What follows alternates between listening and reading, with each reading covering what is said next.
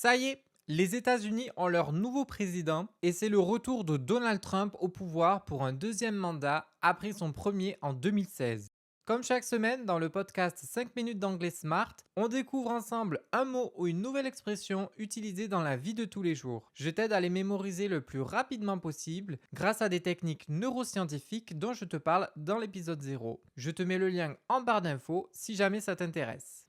Dans l'épisode d'aujourd'hui, on va se concentrer sur une expression qui a été très présente dans le quotidien des Américains pendant cette période électorale, Make America Great Again.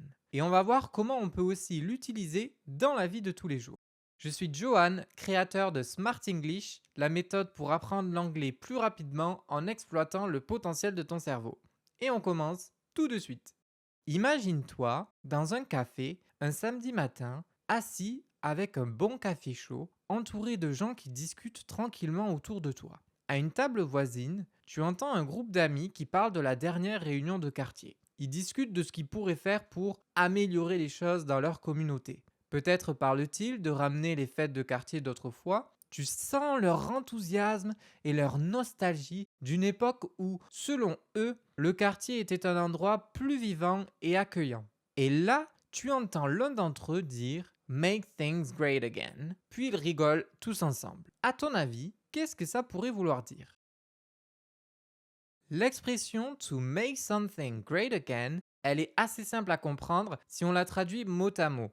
To make something good, bad, great, c'est rendre quelque chose bon, mauvais, très bon, et again signifie de nouveau. Ici, elle fait donc référence à la nostalgie des personnes de leur ancien quartier qui était plus dynamique, plus vivant autrefois et qui désormais est beaucoup plus calme. Cette expression elle a été popularisée lors de la campagne des présidentielles de 2016 aux États-Unis. Donald Trump, candidat du Parti des Républicains, avait comme slogan Make America Great Again. Il y sous-entendait le fait de revenir à des valeurs et à une économie d'autrefois qui étaient selon lui les meilleures. Aujourd'hui, elle se retrouve souvent empruntée pour désigner une nostalgie du passé et un souhait de retourner au temps d'avant en faisant référence avec humour au slogan politique de Donald Trump.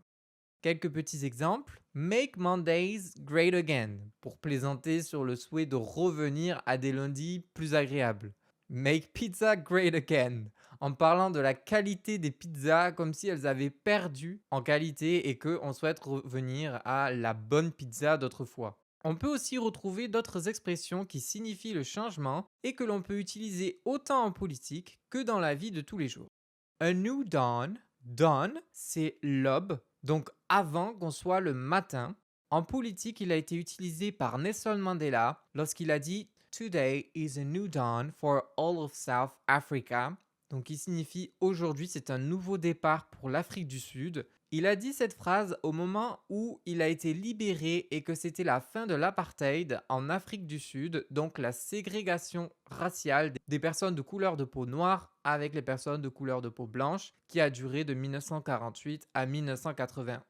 A New Dawn, c'est donc utilisé pour évoquer un sentiment d'espoir et de renouveau pour une période de grands changements majeurs, souvent après des difficultés. Un exemple dans la vie quotidienne, Starting this new job feels like a new dawn for my career.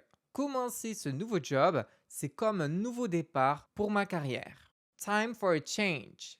Change, c'est changement. Attention, on ne dit pas changement en anglais. En politique, elle a été utilisée par Bill Clinton lorsqu'il a dit It's time for a change in America en 1992. Ça signifie il est temps pour un changement en Amérique. Il souhaitait convaincre les Américains qu'il fallait une alternative aux politiques du régime précédent avec des réformes qui soient plus pour la classe moyenne. Donc on utilise time for a change quand on a un besoin de changement. Par exemple, dans la vie quotidienne, ce serait I've lived in the city my whole life, but now it's time for a change. J'ai vécu dans cette ville toute ma vie, maintenant il est temps de changer. Et enfin, on a l'expression a fresh start avec fresh qui a la signification de nouveau. En politique, cette expression a été utilisée par Theresa May lorsqu'elle a dit « The British people have made a clear choice ». Donc les Britanniques ont rendu leur choix clair. Le contexte, c'est que après le Brexit, Theresa May, elle était présidente du Royaume-Uni et elle a utilisé cette expression pour rassurer les Britanniques en leur promettant un nouveau départ pour la nation après la sortie du Royaume-Uni de l'Union européenne.